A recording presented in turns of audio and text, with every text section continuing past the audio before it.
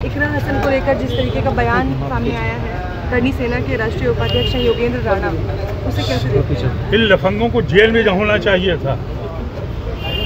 ये जो जमाते बैठे घूम रहे हैं और यहाँ के शरीफ लोग जो हिंदुस्तानी अपने कहते हैं उनको शर्म नहीं आती है। फोन कहाँ लगा रहा है?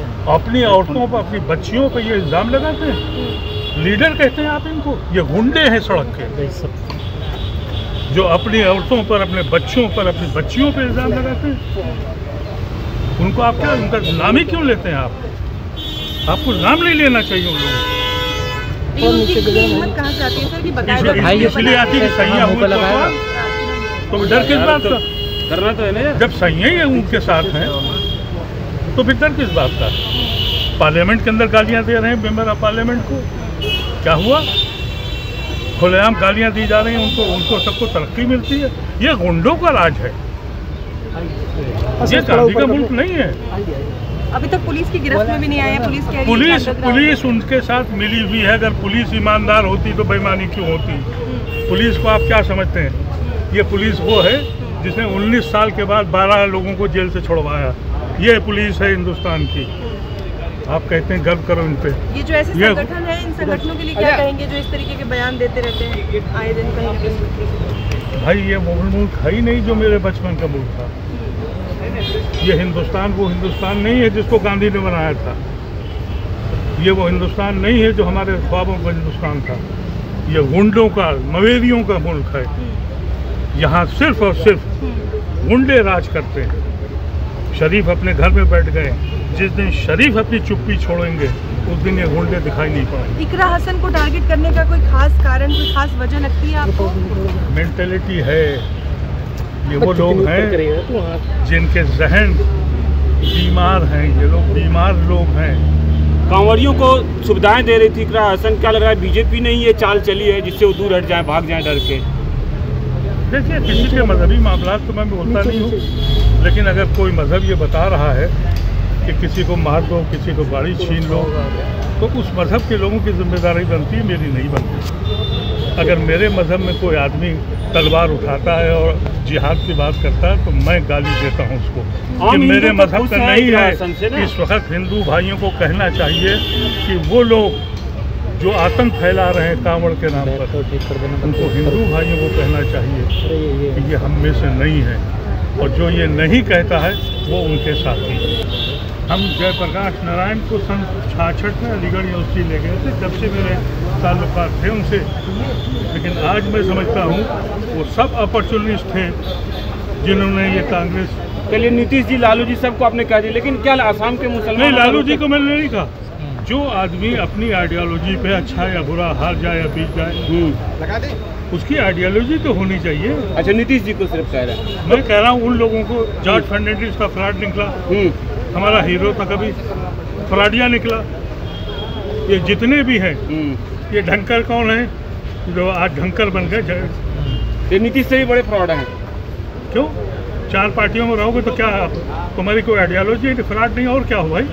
ये बताइए, मैं कांग्रेसी जहन का हूँ, कांग्रेस पार्टी में नहीं हूँ, लेकिन हूँ कांग्रेसी। मैं उस आइडियोलॉजी को मानता हूँ, मैं नेहरू को मानता हूँ, मैं गांधी को दर्द में समझ रहा। आसाम के मुसलमानों का कत्ल कैसे रुकेगा? आप लोग कह रहे हैं कत्लेआम हो रहा है या डिमोलिशन हो रहा है, सब कुछ हो रहा है, तो रुकेगा कैसे?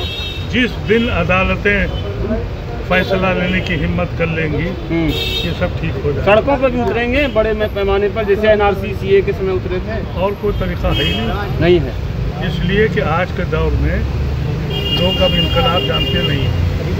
आज के दौर में फेसबुक है, ट्विटर है, और लीडर बन गए।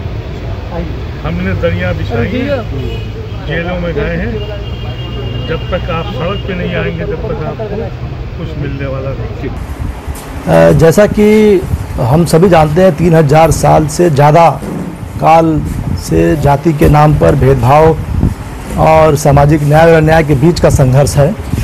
अभी हमारे पहले 3 हमारे प्रबुद्ध साथियों ने आपके बीच जो बात रखी हैं, प्रोफेसर रतन लाल जी ने, डॉक्टर सूरज मंडल जी ने और अनिल पटेल जी ने, और 23 तारीख को जो वी द पीपुल एंड तमाम जो संगठन है उसके साथ जो हम लोग का कार्यक्रम है, उसमें ख़ास तौर से जो ये सवाल है कि आज़ादी के 75 साल जो संविधान बाबा साहब डॉक्टर अम्बेडकर ने दिए उसके 75 साल लगभग होने वाले हैं। और उसके बाद उस संविधान में जो प्रावधान है, चाहे मतदान का अधिकार है, चाहे सभी वर्गों को उचित प्रतिनिधित्व रिजर्वेशन रिप्रेजेंटेशन का सवाल है, उसको ये जो तमाम अभी वर्तमान में जो सरकार चल रही है केंद्र में 11 साल से, और वो उसको कुचलने का काम कर रही है। जाति जनगणना के नाम पर राजनीति हो रहा है, चाहे अनुसूचित जाति हो, पिछड़े वर्ग हैं, अति पिछड़े वर्ग हैं, आदिवासी है, धार्मिक अल्पसंख्यक समाज के लोगों उनके साथ जो है एक राजनीतिक षड्यंत्र करके भारतीय जनता पार्टी और आरएसएस अब तो सीधे सीधे उनको उनके वोट से वंचित करना चाहती है। जैसा कि बिहार में देख रहे हैं कि कानून ये कहता है, और हमेशा ये कानूनन ये होता रहा है कि जनवरी में जो मतदाता सूची जारी होता है, उस मतदाता सूची के ऊपर ऑब्जेक्शन लेने का तो प्रक्रिया चलता है, लेकिन उस मतदाता सूची को इधर उधर करने का कोई इतिहास पूरे चुनाव में 1952 से लेकर के अब तक किसी देश और किसी प्रदेश में नहीं हुआ है हमारे इस संविधान के तहत। लेकिन इस बार आप देख रहे हैं कि अचानक से एक जिसको कहते हैं वोट बंदी, नोटबंदी के बाद हम लोग ये कहना चाह रहे हैं कि ये वोट बंदी करने की योजना को लेकर के आए हैं। और जब कोई पत्रकार, पूरी जो मेन स्ट्रीम मीडिया है वो तो इनका गाना गाने में लगे, लेकिन कोई पत्रकार जब दिल्ली से जाकर के वहाँ पे उनको पर्दाफाश करने का काम करता है तो उसके ऊपर जो है वो मुकदमा दर्ज कर रहे हैं। बिहार में चाहे देश में जो आरक्षण का मामला है, अनुसूचित जाति के जो पोर्शन है, जहाँ पे जिस सरकारी क्षेत्र में मिले हुए हैं उसकी चोरी हो रही है, और जहाँ मिलना चाहिए जो निजी क्षेत्र है, जो तथाकथित जो पब्लिक के ही पैसे से चलती है निजी क्षेत्र में, न्यायपालिका में, या तमाम जो शिक्षा के क्षेत्र हैं, स्वास्थ्य के क्षेत्र हैं, उनमें जो हमारा हक हिस्सा और भागीदारी जो होना चाहिए वो नहीं है। तो ऐसे में उन सवालों को लेकर के हमारे जो सभी संगठन के लोग हैं और जो हमारे जो सभी एक्टिविस्ट हैं वो 23 तारीख को और उसके बाद 29 तारीख को इस पर विमर्श भी करेंगे। और जो संसद का जो सत्र शुरू हो रहा है उसमें हम लोग ये चाहते हैं कि उस विमर्श का हिस्सा बने कि 2010 में जो जाति का जो सर्वे हुआ उसको भी सामने नहीं लाया गया। उसके बाद 15 साल हो गए हैं, न गणना हुआ है, न जाति जनगणना। और उसके बाद जाति जनगणना की जो घोषणा है वो एक तरीके से जो कहते हैं कि महिला आरक्षण जो बिल आया है, नारी वंदन अधिनियम जिसको लाया इन्होंने, वो कब लागू होगा, और उसके भीतर भी जो आरक्षण का सवाल है अनुसूचित जाति के लिए, पिछड़े वर्ग के लिए, अति पिछड़े वर्ग के लिए, लोगों के लिए, वो भी उसमें नहीं लागू हुआ है। तो उसकी भी लड़ाई है।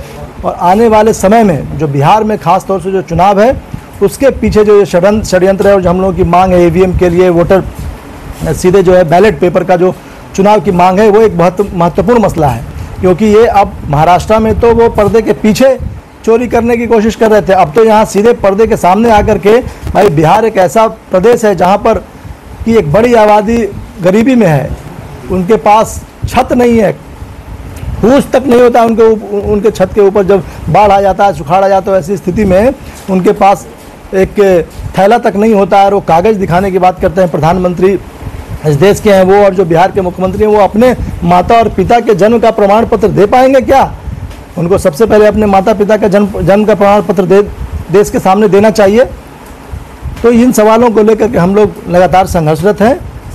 और ये वी द पीपुल और संघर्ष समिति, संविधान बचाओ संघर्ष समिति के साथ साथ पूरे देश में जितने भी सामाजिक न्याय के संगठन हैं, उन सब का सवाल ये है कि क्या जातीय जो जनगणना है वो कब होगा, उसके सवाल जो प्रश्नावली होंगे वो क्या होंगे, और उसकी अंतिम तारीख क्या होगी। क्या ये पॉलिटिकल, केवल प्रधानमंत्री मोदी जी ने इस पर तो अभी तक कुछ बोला ही नहीं है। प्रधानमंत्री जी जब मोदी जी जा रहे हैं बिहार के सभाओं में, उस पर भी उन्होंने नहीं कहा है कि वो जाति जनगणना करेंगे, उस पर 50% की जो आरक्षण की सीमा है उसको तोड़ करके कितना देंगे नहीं देंगे। बिहार में जाति आधारित गणना हुआ, 84% SC ST और OBC के जो लोग हैं उनके आरक्षण को 65% किया गया। भारतीय जनता पार्टी विधानसभा के भीतर तो समर्थन करती है, लेकिन उसी भारतीय जनता पार्टी के नेतृत्व में जो NDA में की जो सरकार है दिल्ली में बैठी हुई, उसको अनुसूची 9 में नहीं डाल करके सुप्रीम कोर्ट में जाकर के फंसा देने का काम करती है। भाजपा और जदयू और NDA की जो सरकार है उसको बिहार की विधानसभा में फिर से एक बार हम तो कहते हैं कि अगर सचमुच में आप आरक्षण के हिमायती हैं, कमजोर वर्ग के, दलित, वंचित, उपेक्षित, शोषित, पीड़ित समाज के अगर आप हिमायती हैं प्रधानमंत्री जी, तो आप जो है विधानसभा का सत्र वहाँ जो है आपकी पार्टी मांग करे, आपकी सत्ता में है, आप वहाँ पे हैं, और वहाँ पे फिर से एक बार ला करके और उसको केंद्र की को प्रस्तावित करे, वहाँ जो सुप्रीम कोर्ट में मामला है उसको वापस लेकर के, और 65% जो आरक्षण है वहाँ पिछड़े अति पिछड़े अनुसूचित जाति और जनजाति वर्ग का उसको अगर लागू नहीं करते हैं, इसका मतलब ये है कि आप आज भी बेईमानी से उसी तरह से ओतप्रोत हैं जैसे आरएसएस अपने शुरुआती दिनों से, भारतीय जनता पार्टी अपने शुरुआती दिनों से है।